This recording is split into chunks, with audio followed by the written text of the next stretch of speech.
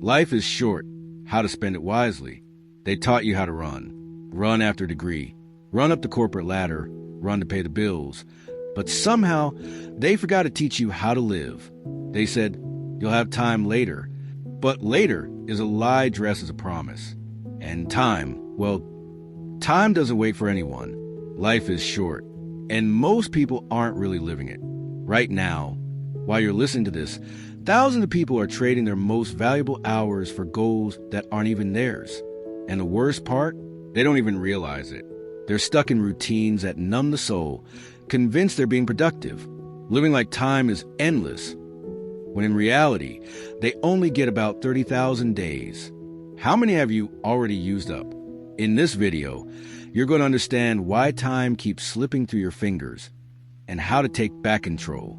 No tired cliches. We'll talk about purpose, energy, health, money, relationships, creativity, and the hidden power in your daily choices. And I promise you this, if you apply what you learn here, you'll stop just existing and finally start living. Time perception and psychology. Human beings are born with an invisible, non-negotiable gift, limited time. On average, we get about 30,000 days. Sounds like a lot, until you realize a third of them are gone before you even hit 30. As kids, time felt endless, like summer would never end. But now, blink, and it's Monday again. That's not just aging. It's how your brain perceives time. When life becomes repetitive, your brain stops recording moments. Days vanish into autopilot. But here's the secret. You can rewire your time perception. Science calls it neuroplasticity. I call it snapping out of autopilot. Change your route to work. Strike up a conversation with someone new. Learn something that stretches you. New experiences force your brain to pay attention again, and suddenly, time feels slower, richer. Want a practical example? Try one new thing each week. A new restaurant, an online course, even a different music genre. It's not magic, it's method. Most people live as if tomorrow is guaranteed. I'll do it later, they say. But later is where dreams go to die. This is what we call time blindness, a numbness to the passage of time. It's how people wake up at 80 and wonder where life went. If I told you the next topic would show you how to stop confusing busy with meaningful, how to actually prioritize your life, would you keep listening? Priority management. Daily life can fool you. These days, being busy is like a badge of honor, but it's a dangerous one. So many people confuse movement with direction. They check off 100 boxes, but never leave the spot they're standing on. Real productivity isn't about filling your calendar. It's about filling your life with meaning. That's where the deathbed test comes in. Picture yourself at 90 looking back. Will the stuff that feels urgent today still matter? This is when priority management becomes your compass. There's a brutally effective technique called the two-list strategy. Write down everything you want to achieve. Circle the top 3. Now here's the kicker. Avoid the rest at all costs. Sounds harsh, but it's liberating. Fancy distractions like social media, pointless meetings, chasing goals that aren't yours. Those are the real-time thieves. Guard your focus, and you guard your freedom. Here's a simple but powerful step. Grab a pen and write down your 10 biggest life goals. Circle 3. The other 7? That's your avoid list.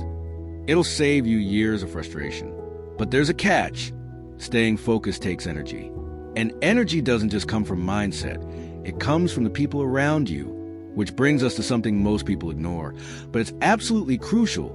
Your relationships and how they affect your time and energy. Relationship dynamics. Think of your relationships like emotional bank accounts. Every act of kindness, every genuine compliment, every quiet presence when things get hard. Those are deposits. But absence, coldness, forgetting what matters, those are withdrawals. The problem is, too many people try to make big withdrawals, like asking for help or support, without ever making real deposits. It's not about grand gestures or expensive gifts. It's about small, consistent actions. And expressed gratitude is worth more than 1,000 apologies. We obsess over strong ties, family, close friends, but forget the power of weak ties. Those casual connections, the barista, your old coworker, the guy from your gym. They're bridges to new ideas and opportunities. Research shows life-changing breakthroughs often come from those unexpected interactions. So here's something simple. Send a message to someone you haven't spoken to in a while. That tiny spark might build a whole new bridge. And there's more. Helping others creates the illusion and joy of having more time. That's because giving demands presence. And presence stretches time. But to give with purpose, you need a sense of direction. And that direction, it begins with understanding why you're here. Your deeper why. Because what's the point of building relationships if you have no idea where your life is heading? Career and purpose. People often look for their biggest opportunities in all the wrong places. They aim high, chasing promotion status, impressive titles. But the truth? The biggest professional transformations don't happen upward. They happen sideways. What researchers call the adjacent possible is where the magic lives. That new language you keep putting off. That online course you bookmarked and forgot. Even that project no one wants to touch. That's the doorway to growth. Early in your career, the biggest trap is chasing money. But money is a byproduct. The real win is an act of learning. Every new skill is a winning lottery ticket, just waiting for its number to be called. Want a shortcut? Read biographies of people who made it happen. Elon Musk, Oprah Winfrey, Ayrton Senna. You'll see the same pattern. Success isn't linear and mistakes aren't failures. They're stepping stones. And here's a secret no one talks about. Productive procrastination is a compass. Those things you do when you're avoiding work, writing, designing, editing, creating, they might be clues to your real purpose. Don't judge it. Observe it. What do you reach for when you're running from responsibility? That might be your passion, trying to speak. But make no mistake, passion demands energy. And without caring for your health, that passion will stay just a sketch, never a masterpiece. Health and vitality. You can have the best plans, the sharpest mind, and the noblest intentions, but if you don't have energy, you've got nothing. Health is the ultimate multiplier. Without it, everything loses its shine. Waking up early means nothing if your body feels wrecked. Dreaming big is useless if your brain's running on fumes. Society glamorizes burnout like sleep is weakness. But the truth? Quality sleep is a superpower. Without it, your personal energy tanks, and with it, your productivity vanishes. It's like trying to light up a house with no wiring. But here's the key. It's not about radical changes. It's about micro workouts. 10 minutes of stretching in the morning. A quick walk after lunch. Taking the stairs instead of the elevator. Your body wasn't designed to sit in a chair for 8 hours. It was built to move. And when you move, your mind clears up, your mood lifts, and your creativity wakes up. Great thinkers like Nietzsche and Steve Jobs swore by their walking routines. Movement is thought in motion, but it's not just about physical exercise. Food, hydration, and more than anything, rest are all part of the equation. Most people don't know this, but decision fatigue drains more energy than leg day at the gym. That's why simplifying what you wear, what you eat, or even when you do certain tasks helps preserve your focus. And speaking of focus, the next topic will show you how your brain learns, grows, and evolves. Because once you stop growing, you don't just stagnate, you start slowly dying. Learning and growth. The human mind is a machine, always under construction. And it doesn't grow through consumption, but through creation. There's a powerful secret most people overlook. The fastest way to learn is to teach. It's called the teacher effect. When you explain something to someone else, your brain has to clarify, simplify, and truly understand it. Even if you don't feel ready, start sharing what you're learning. Make a short video, write a thread, explain it to a friend. It'll change how you absorb knowledge. Want to speed up your personal evolution? Dive into biographies. They condense decades of experience, failure, and triumph into a few hours. Pick names like Leonardo da Vinci, Nelson Mandela, Marie Curie, or even lesser-known people who walked extraordinary paths. These stories help you develop second-order thinking, the ability to see not just what happens, but what happens next. You begin to think like someone who's lived 100 lives. But be careful. Don't try to be good at everything. The wisest people embrace a kind of flexible genius called deliberate amateurism. They're intentionally bad at certain things to keep their minds adaptable. They accept that failure is part of the process. They understand that creative limitations are allies, not enemies. A low budget, a tight deadline, limited tools, perfect. That forces your brain to find new paths that abundance would never reveal. But learning is just the beginning. The real challenge is how you handle what you feel while you're learning. Emotional intelligence. Here's something hardly anyone knows. Every intense emotion, anger, fear, frustration, only lasts 90 seconds in your body. After that, you're choosing to hold on to it. That changes everything. Knowing you can't always stop the first wave, but you can ride it or step out of it after a minute and a half. That's power. That's what real emotional intelligence is about. It's not about suppressing. It's about managing. Staying calm while the world's in chaos, that's rare. And that's what builds real trust over time. But emotional intelligence isn't just self-control. It's also the courage to show strategic vulnerability. Show the right parts of yourself at the right time. People don't trust perfection. They trust what's real. Owning up to a mistake, saying I'm sorry, or admitting I get scared too, build stronger bonds than 1,000 polished speeches. Practice this in everyday life.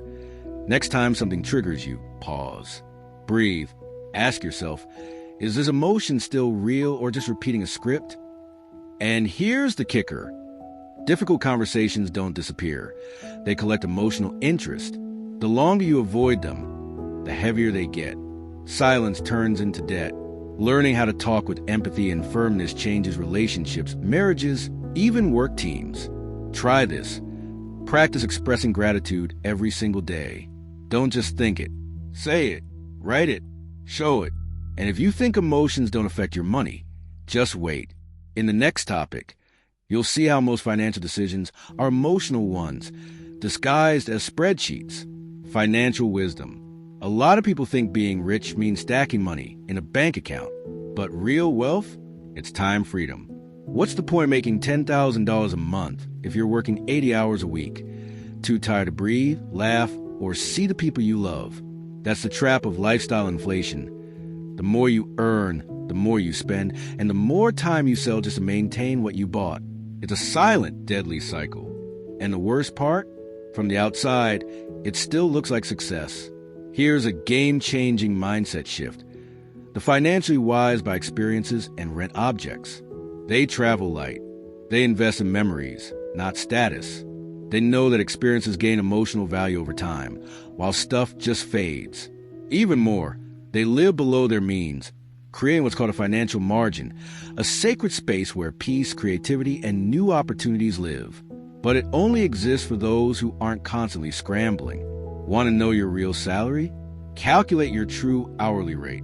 Factor in the commute, the stress, the meetings that lead nowhere. The question isn't how much do you earn? It's how much of you is left after you earn it? Money should be your tool, not your master. And that only happens when you have the energy to stay in control. Speaking of energy, before you can make money, you need to create ideas. And creativity, despite what most people say, isn't some magical talent. It's a skill, a tool, and it's next, creative living. Creativity isn't a lightning bolt from the sky. It's a faucet. And when you turn it on, guess what comes out first? Dirty water, bad ideas, ugly drafts. That's how it works. Let them flow, because that's how you clear the path for the good stuff. Most people quit too soon. They wait for the perfect idea before starting anything. But the truth? Perfect ideas only show up once you start. Write badly, draw messy, speak unsure. Just begin. The mind sharpens through action. Creativity is motion, not meditation. And creativity thrives on limits. Creative constraints, tight deadlines, limited resources, time pressure. These are the things that push your brain to invent. Shakespeare wrote under strict poetic form. Beethoven composed while deaf. And you've got a smartphone. That's a portable studio. Record your journey. Share it, post it, write it, publish it. Just document your progress. You look back and say, I've grown. The real gold? It's in combining your unique mix of skills. Maybe you're not the best at any one thing, but when you blend writing with photography or psychology with marketing or empathy with logic, you create something only you can offer. That's your creative superpower.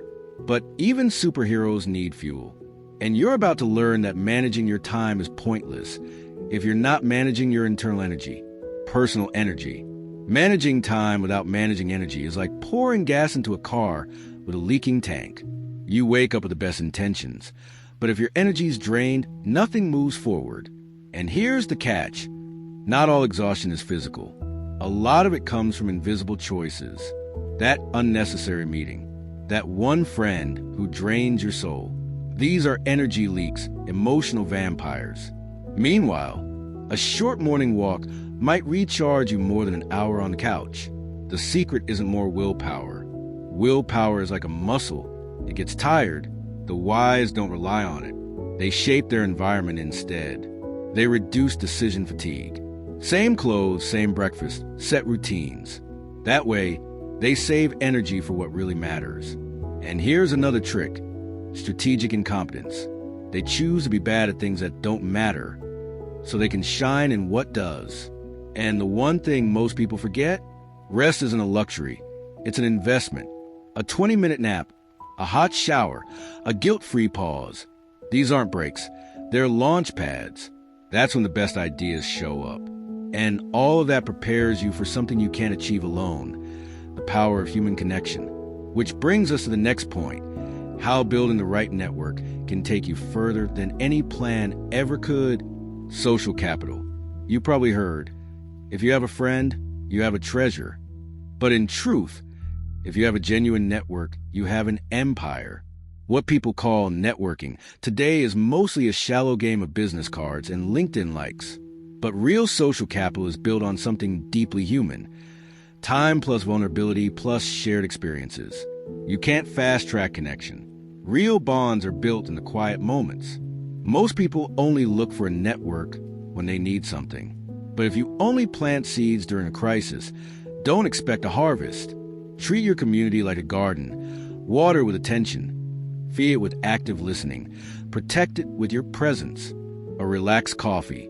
A check-in message. A favor without expecting anything back. These acts grow deep roots. And if you think it's a waste of time, remember, real opportunities come when the right person remembers you at the right moment. And the best connectors? They're not the ones who know the most people. They're the ones who connect the right people. Hey, you two should meet. Can change someone's career forever. But all this only works when you understand something deeper. The way you see the world, your internal filters, shape every choice you make. And that's exactly what we'll dive into next. The mental models silently steering your life. Mental models. The way you see the world is not the world itself. It's just your map. And here's the problem. A lot of people are using outdated maps. They make choices based on what seems obvious. But obvious to whom? Life isn't checkers, it's chess. To win, you need second-order thinking, seeing not just the next step, but the step after that. Anticipate, reflect, adjust. Mental models are like lenses. If yours is foggy or limited, you'll only see part of the picture. Ever notice how two people can go through the exact same situation and walk away with completely different takeaways? One sees a problem. The other sees an opportunity. One sees chaos. The other sees a pattern. The wisest people collect patterns, not just facts. And when things go wrong, they use inverse thinking. Now, how do I fix this? But how did I create this? Updating your mental models takes humility. It takes the courage to try on new lenses, even if they challenge your comfort. And speaking of trying things, living well isn't about finding the perfect answer right away. It's about experimenting until something fits. Which leads to our final idea, how to design a life that actually feels like yours, not just one that checks society's boxes. Life design. Most people live like they're stuck on a treadmill. Wake up, work, pay bills, sleep, repeat. But here's a bold truth. Your life doesn't just happen to you. It happens because of you. You're the architect, the builder, the investor. But to take control, you got to stop overplanning and start testing small changes. A great life isn't drawn up on paper. It's discovered in motion. Start simple. Swap 5 minutes of scrolling for 5 minutes of reading. That's how revolutions begin. Forget one-size-fits-all success. Job title, salary, social approval. Ask yourself instead, what does success mean to me? Maybe it's time with your kids. Maybe it's creative freedom. Maybe it's living with full health at 90. When you set your own metrics, society's pressure loses its grip. Write down your personal benchmarks. Revisit them monthly. That's life design. Treating your life like a vital, conscious project, worthy of your full attention. And here's the most powerful, underrated tool of all, regular reflection. At the end of each month, ask, what worked? What didn't? What gave me energy? What drained me? This is how you avoid yearly regrets with weekly adjustments. Most people don't realize they wasted time until all of it is gone. But now that you know better, the power is in your hands. So the only question left is, now that you have this power, what will you do differently starting today? Now that you know time is finite, let me ask you, what will you do with what's left? Will you keep following a script someone else wrote? Or will you finally step into the lead role of your own story? The truth is simple but harsh. If you don't decide how to live, someone else will. And the cost? A lifetime of quiet regret. So, which of these lessons are you going to apply today? Will you start with your health, your void list, your energy, your relationships? Which idea hit you the hardest? Leave a comment below. I want to know. And more than that, your story might inspire someone else who's stuck right now, needing that one push to change everything. If this video helped shift your mindset, subscribe to the channel and turn on notifications. Every video here is designed to help you think deeper, live better, and build a life that's actually yours. Because yes, life is short, but in the right hands, it's more than enough.